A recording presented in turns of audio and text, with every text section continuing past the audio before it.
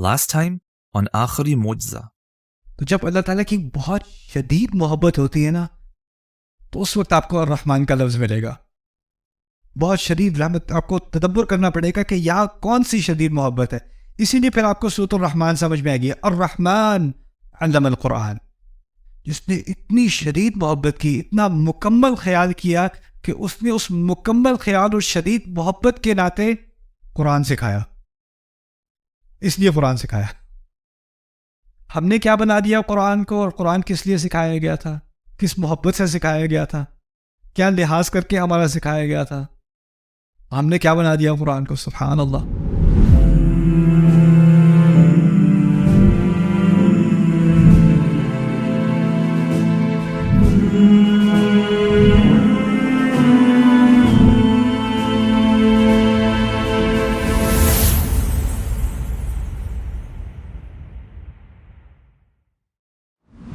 تو یہ ہو گیا تھوڑی سی بات الرحمن الرحیم کے بارے میں. اچھا, لیکن ایک کنفیوژن بھی آ گئی, وہ بھی سمجھ لیں.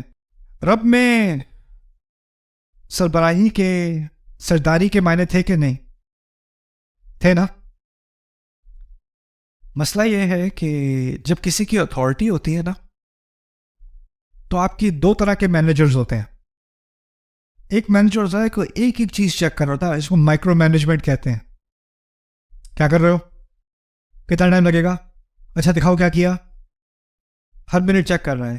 ایک مینیجر ہوتا ہے, کہتا ہے اس ہفتے یہ کام مکمل کر لینا, میں جمعے کو چیک کر لوں گا, کھلی چھٹی. پورا اعتماد ہے کہ تم کر لو گے, مجھے بار بار تمہیں چیک کرنے کی ضرورت نہیں ہے. تم کہو میں گھر سے کام کر لوں, کام کر لو, جہاں سے بھی کرو, درخت سے لٹک کے کر لو, مجھے اس سے کوئی مطلب نہیں ہے. تم کام کر لو, جمعے کو مجھے دکھا دینا. ایسے بھی باس ہوتے ہیں کہ نہیں. ایک ہوتے ہیں جو ہر چیز کو مینج کر رہا ہے, اور دوسرا کھلی آزادی دے کے بس مجھے ریزلٹس دکھا دینا, یہ تمہاری ڈیڈ لائن ہے. اگر اللہ تعالیٰ ہمارے اوپر اقتدار رکھتے ہیں, رب ہیں, تو ان کا حق ہے وہ کسی بھی لمحے پوچھ لیں. لیکن دنیا کی زندگی کیسی بنائی ہے, کس قسم کی مینجمنٹ ہے اللہ تعالیٰ کی. نماز پڑھنی ہے, 5 وقت پڑھنا, نہیں پڑھنی سوتے رہو. ویسے پڑھنی چاہیے, میں اٹھاؤں گا نہیں. جھوٹ نہیں بولنا, جھوٹ نہیں بولنا. لیکن بولو گے تو آسمان سے کوئی بجلی آ کے نہیں لگے گی زبان پہ. بولنا ہے بولو, میں نے بتا دیا نہیں بولنا, باقی اب تمہارا ہے, تمہاری ذمہ داری. ایسا ہی ہے نا. اس کی میں آپ کو انسانی مثال دیتا ہوں. ہمارے یہاں تو الحمدللہ دنیا میں اب غلامی نہیں رہی اس طرح کی, لیکن مثال کے طور پہ کہہ رہا ہوں. آپ فرض کریں کہ آپ میرے پاس آئے, کہتے ہیں آج کے بعد آپ میرے غلام ہیں. میں کہتا ہوں چلو ٹھیک ہے, غلامی قبول کر لیجیے آپ کی. کیا کروں جی آپ کے غلام ہونے کے ناطے, بس یہ میں نے ایک دائرہ بنایا ہے, اس دائرے کے اندر رہنا بس, باقی کچھ نہیں, اس دائرے کے اندر رہنا. کہا جی یہ تو بڑا آسان کام ہے. اب میں دائرے کے اندر زندگی گزار رہا ہوں اور آپ مجھے دور سے دیکھ رہے ہو. ایک دن میں ذرا پھسل کے گر گیا دائرے کے اس طرف. جب میں دائرے کے اس طرف گرا, میری نظر فوراً کہاں گئی, مالک کی طرف. اوہ سوری سوری سوری, غلطی سے کونے پہ پھسل گیا تھا, اب نہیں ہوگا. میں کچھ بھی نہیں کہا, ایسے ہی بس ایک لفظ نہیں کہا میں نے. میرے ذہن میں آیا ماشاء اللہ باس تو ویسے کافی ہلکا ہاتھ رکھا ہوا انہوں نے, اتنی مجھے سزا بھی نہیں ملی. تو 2-3 دن بعد مجھے تھوڑا خیال آیا کہ میں ذرا ایک اور دفعہ غلطی سے گر کے دیکھوں کیا ہوتا ہے. تو میں گرا, فوراً میں نے دیکھا جو میرے مالک ہیں وہ بیٹھے ہوئے چیئر پہ, اٹھے بھی نہیں چیئر سے. اور پھر میں کہوں سوری سوری, وہ کہتے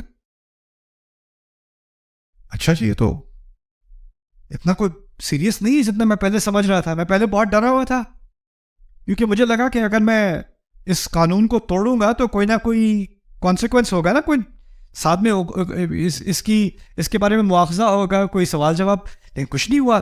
تو اب میں کیا کرتا ہوں, ایک پاؤں ادھر, ایک پاؤں ادھر, ایک پاؤں ادھر, ایک پاؤں ادھر. اور پھر میں باس کو بھی, وہ بھی مجھے ایسے, اور پھر کچھ عرصے بعد میں دونوں پیر اس طرف, اور گھوم پھر رہا ہوں. اور باس سے بھی, باس کہہ رہا لنچ تیار ہے. یعنی تعلقات میں کوئی وہ ابھی بھی پرووائڈ کر رہا ہے, ابھی بھی خیال رکھے ہوئے ہے, اور میں لائن کے باہر ہوں لیکن کچھ نہیں کہا. اچھا میں 5-6 سال اس طرح گزار دیے اسی طرح سے. اس دوران میرے ساتھ وہ کچھ زیادہ رعایت نہیں کر رہا. اب وہ جو زیادہ رعایت کرتا ہے نا کوئی باس, تو اس سے امپلائیز کا کیا ہوتا ہے پتہ ہے؟ اوئے ہوئے ہوئے. میری ایک بہت پرانے زمانے میں میری ایک جاب تھی. میں پری اسکول ٹیچر تھا, kindergarten and pre school. اور پھر مجھے وہاں سے جب میں فارغ ہوا تو مجھے ایک جاب ملی. میں 3ری جماعت کو میتھ پڑھاتا تھا, میتھمیٹکس. تو جس اسکول میں پڑھاتا تھا ساری ٹیچرز جو تھیں وہ سینئر تھیں, اور بہت ہی یعنی بچے دیکھ کے ان کو, میں تو یہ نہیں کہوں گا کہ دادی یاد آ جائیں, دادی تو نائس ہوتی ہیں دادی نانی, ان کو دیکھ کے قیامت یاد آ جاتی تھی. میں گیا کلاس میں نے کہا میں نے ان بچوں سے دوستی کرنی ہے, ان بچوں کو میں نے ڈرانا نہیں ہے. میں گیا, میں لطیفے سنا رہا ہوں, میں ٹیبل پہ کھڑا ہو کے ٹرکس کر رہا ہوں, یہاں پہ پینسل گھسا کے یہاں سے نکال رہا ہوں, کچھ کر, وہ تالیاں بجا رہے ہیں, سرکس بنا ہوا ہے کلاس کے اندر. میں نے کہا یہ بچے مجھ سے اتنی محبت کریں گے, 1-2 دن بعد جب میں کہوں گا میتھ شروع کرو دل کھول کے پڑھیں گے. تو میں سمجھا یہ بڑی اچھی اسٹریٹجی ہوگی, میں اتنی محبت سے ان سے ڈیل کر رہا ہوں, کھلی آزادی دی ہوئی ہے. تیسرے دن میں نے کہا چلو بھائی بچوں اوپن اپ پیج 5. کیا ہوا پتہ ہے؟ ایک مجھے کہتا ہے نو, دوسرا ایک دوسرے سے کہتا ہے ڈو دا پینسل, وہ پینسل والی چیز کرے دوبارہ. میں نے کہا نہیں اوپن پیج 5. اور مجھے ابھی تک یاد ہے ایک بچہ وہ دیوار پیچھے کلاس کی دیوار پہ گیا, وہاں پہ وہ یہاں کھڑا اپنا نام لکھ رہا ہے دیوار پہ, اور وہ لکھ رہا ہے اور مجھے دیکھ رہا ہے. اور اس کا دوست اس سے کہہ رہا ہے یار ٹیچر تجھے دیکھ رہا ہے, تو کہتا ہے ہاں لیکن یہ اچھے ہیں. میں سمجھانا یہ چاہ رہا ہوں کہ اگر آپ کے ساتھ رحمت کی جا رہی ہے, آپ کا بہت خیال, بہت شدت سے محبت کی جا رہی ہے آپ کے ساتھ, اور اس محبت پورا مکمل خیال کیا جا رہا ہے, آپ نافرمانی کریں یا فرما برداری کریں آپ کا پھر بھی خیال کیا جا رہا ہے, تو اس میں امکان کس چیز کا ہوتا ہے کہ آپ کو غلط فہمی ہو جاتی ہے کہ یہ تو نائس ہی نائس ہے, یہ تو ہے اچھے نرم دل کے ہیں. اللہ تعالیٰ نے سوال پوچھا ہے قرآن میں, یا ایھا الانسان ما غرک بربک الکریم, انسان تجھے اپنا رب جو تجھ سے اتنا تجھ پر کرم کرتا ہے, کس چیز نے تجھے دھوکہ دے دیا؟ کیا اس کے کرم نے تو تجھے دھوکہ نہیں دے دیا؟ دھوکے میں تو نہیں پڑ گیا تو جب کہا نا الرحمن الرحیم تو یہ خطرناک بات کہہ دی. رب تو وہ ہے, رب میں تو اتھارٹی آ گئی نا, اقتدار آ گیا, اور اس کے بعد فوراً تسلی دے دی کن الفاظ سے؟ الرحمن الرحیم. اب کوئی اللہ تعالیٰ کی حدود سے باہر جا کے اس نے ایک لکر سٹور کھول لیا, اس نے کوئی اور حرام بزنس شروع کر دیا اور حرکتیں شروع کر دی, اور اس کو تم کو یہ اللہ کی حدود سے باہر ہے یار, واپس آ جاؤ حدود کے اندر.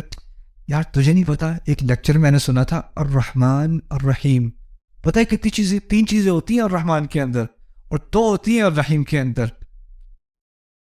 چھٹی ہے نا الرحمن الرحیم میں, تو پھر بگاڑ کا سارا سامان ان 2 الفاظ میں, جتنی رحمت ہے اتنا ہی بگاڑ کا سامان بھی ہے.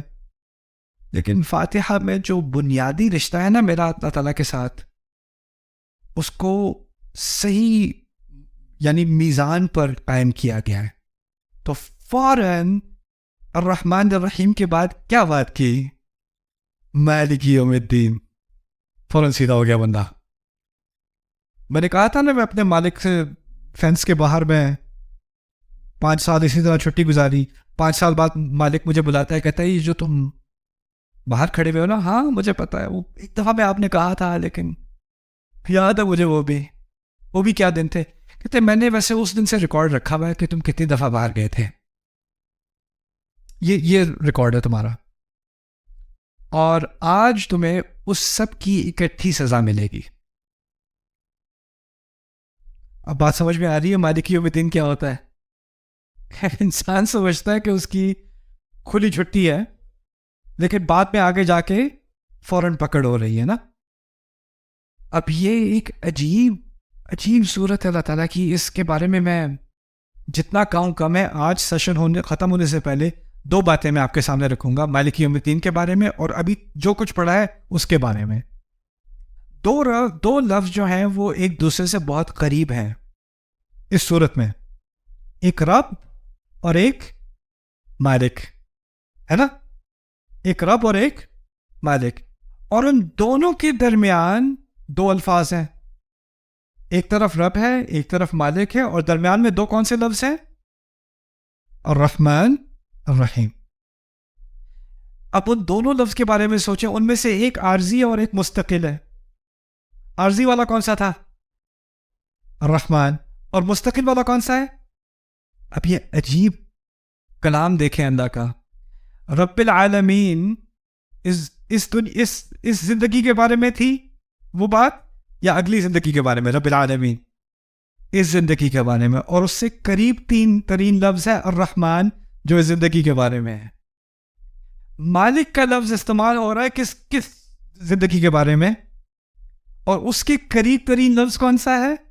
الرحیم, جو ہمیشہ والی رحمت, اس سے قریب ترین. کیا عجیب کلام ہے, کیا ترتیب ہے اس کلام کی.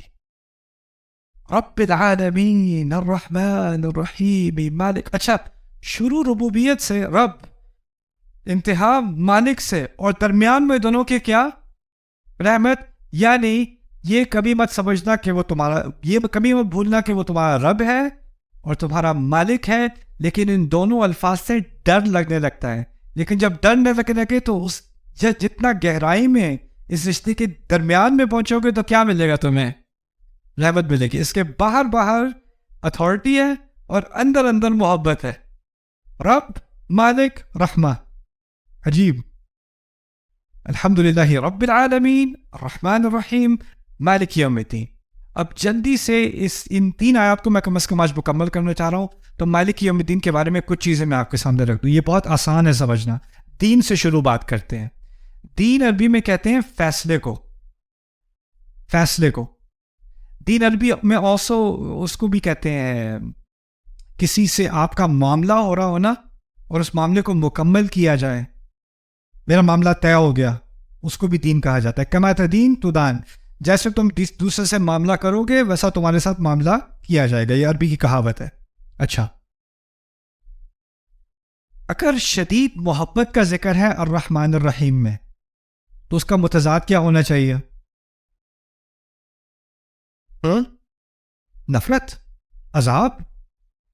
اگر ایک طرف محبت ہے تو اس کا متضاد عذاب ہونا چاہیے. لیکن اس کے متضاد میں دین کا لفظ استعمال کیا ہے. اور دین کیا ہے؟ انصاف, فیصلہ. اور فیصلے سے کیا, کس چیز کی طرف اشارہ ہو رہا ہے؟ انصاف کی طرف. تو اگر آپ اس طرح سمجھ لیں کہ جو محبت ہے وہ پازیٹیو ہے, مثبت ہے, اور نفرت کیا ہے؟ منفی ہے, تو عدل کہاں پہ ہوگا؟ انصاف کہاں پہ ہوگا؟ 0. نہ محبت نہ نفرت.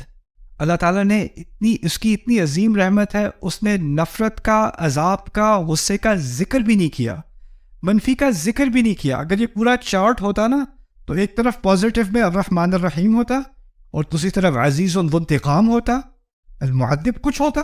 لیکن وہاں بھی 0 تک لے کے منفی تک نہیں لے کے گئے, صرف دین کی بات کی, یعنی انصاف کی بات کی. اور یہ کیونکہ اصل چیز جس سے ہمیں ڈرنا ہے نا وہ عذاب نہیں ہے.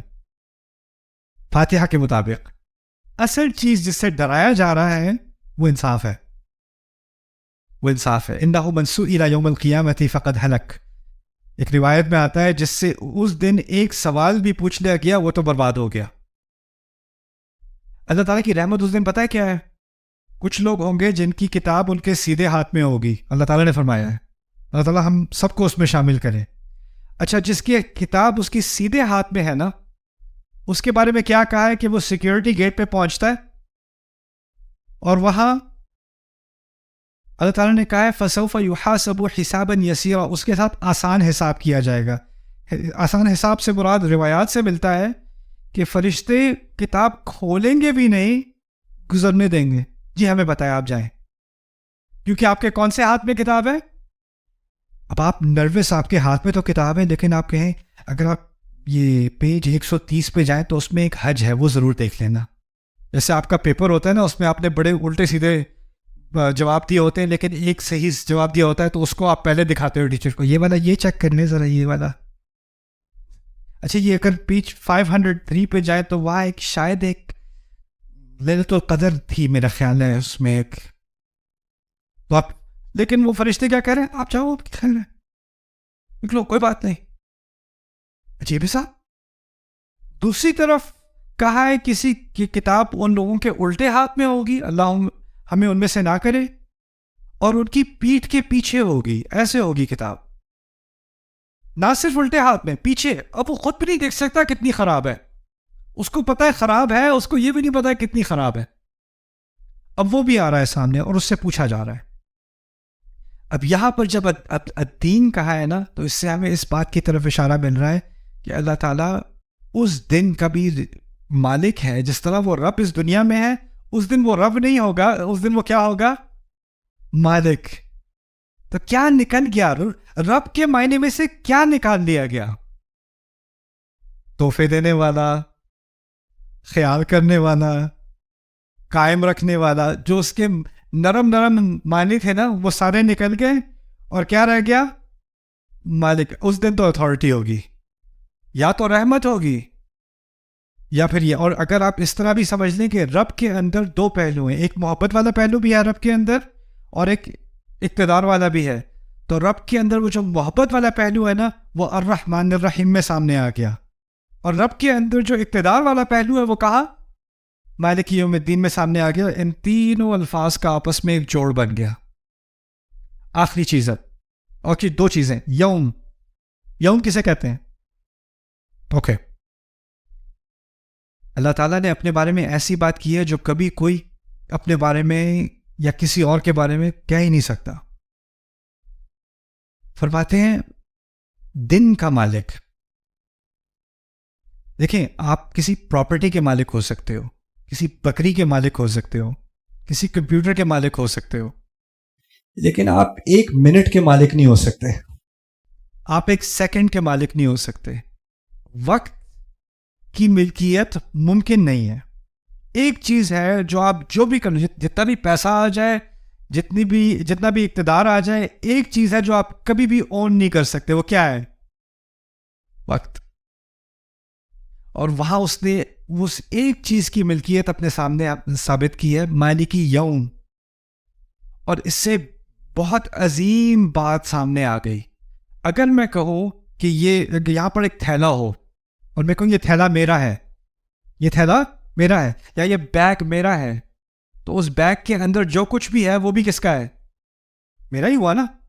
اگر اللہ اس دن کا مالک ہے تو کیا بات نکلی، اس دن کے اندر جو کچھ بھی ہو رہا ہے اس سب کا وہ مالک ہے. اس سب کو ایکسپلین کرنے میں باقی قرآن ہے، لیکن وہ پوری بات ایک ہی محاورے میں شامل ہو گئی جب کہا مالک یوم، مالک یوم الدین. سبحان اللہ. یعنی بہت تھوڑے الفاظ ہیں فاتحہ میں، لیکن پوری کائنات ان کے اندر مضمر ہے. آخری بات اس کے مالک کے بارے میں سمجھ لیں. مالک اصل میں دو قراءات ہیں ہمارے نبی سے مروی صلی اللہ علیہ وسلم. مالک بھی پڑھا کرتے تھے اور ملک بھی پڑھا کرتے تھے. مالک اور کیا، ملک. مالک کے معنی اردو میں جیسے ہیں ویسے عربی میں ہے. مالک گاڑی کا مالک، بکری کا مالک، ٹھیک ہے، مالک. ملک کسے کہتے ہیں بتائیں؟ بادشاہ کو، بادشاہ کو. تو ایک طرف مالک، دوسری طرف بادشاہ، اور دونوں کے معنی یہاں ضروری ہیں. سمجھ لیں کیوں. بادشاہ جو، میں یہ نہیں کہوں گا کہ میں میری یہ جوتے ہیں، میں یہ نہیں کہوں گا میں اس جوتے کا بادشاہ ہوں. میں کیا کہوں گا، میں جوتے کا مالک ہوں. میں گھر کا بادشاہ ہوں یا مالک ہوں، مالک. میں کمپیوٹر کا بادشاہ ہوں، مالک ہوں، مالک. لیکن اگر کوئی کسی کے پاس پورا آئیلینڈ ہو یا پورا ملک ہو، وہ کہے میں اس آئیلینڈ کا کیا ہوں، کیا بات سامنے آ رہی ہے. بادشاہ ہوتے ہیں بڑی بڑی سلطنت کے، اور مالک ہوتے ہیں چھوٹی چھوٹی چیزوں کے. جو بمقابل چھوٹی چیز ہوتی ہے اس کے لیے مالک ہوتا ہے، جو بڑی ہوتی ہے اس کے لیے کیا ہوتا ہے، بادشاہ. اب ایک اور فرق بھی سمجھ لیں. اگر وہ کسی ملک کا بادشاہ ہے، کیا تمام چھوٹی چھوٹی چیزیں جو اس کی سلطنت میں ہو رہی ہیں اس میں اس کی نظر ہے؟ ہر بات پہ، ہر کام پہ، ہر کسی کے سونے پہ، ہر کسی کے اٹھنے پہ، کیا وہ ہر چیز کو کنٹرول کر سکتا ہے؟ آپ کی کمپنی ہے، آپ کی اپنی کمپنی ہے، آپ کے 50 ملازم ہیں، کیا آپ ہر ملازم کی ہر پرفارمنس کو، اس کی ہر بات کو، اس کے ہر ایکشن کو کنٹرول کر سکتے ہو کہ نہیں؟ جتنا آپ کا کنٹرول بڑھتا ہے نا، جتنی سلطنت بڑھتی ہے، اتنا آپ کا چھوٹی چھوٹی چیزوں پر کنٹرول کم ہوتا چلا جاتا ہے. ایسا ہی ہے نا؟ آپ کو کسی اور کو مینجمنٹ دینی پڑتی ہے. چھوٹے کام میں نہیں کر سکتا، میرے پاس بڑے کام آ گئے ہیں، اب میں چھوٹی چیز کو ہینڈل نہیں کر سکتا. مالک کا کیا ہے؟ اگر میں کمپیوٹر کا مالک ہوں تو اس کی ریپیئر میں خود کروں گا. میں گھر کا مالک ہوں تو اس کا دروازہ میں خود فکس کروں گا. اگر میں ایک ملک کا بادشاہ ہوں، دروازہ میں خود فکس نہیں کروں گا، مجھے تو پتا بھی دروازہ خراب ہے. بڑی چیزوں کے لیے بادشاہ، چھوٹی چیزوں کے لیے کیا؟ مالک. اب قیامت کے دن میں 2 طرح کے کام ہو رہے ہیں. قیامت کے دن میں سورج اور چاند ایک دوسرے میں ٹکرا رہے ہیں. قیامت کے دن میں دنیا پھیلائی جا رہی ہے. قیامت کے دن میں ساری انسانیت کو قبروں سے نکالا جا رہا ہے.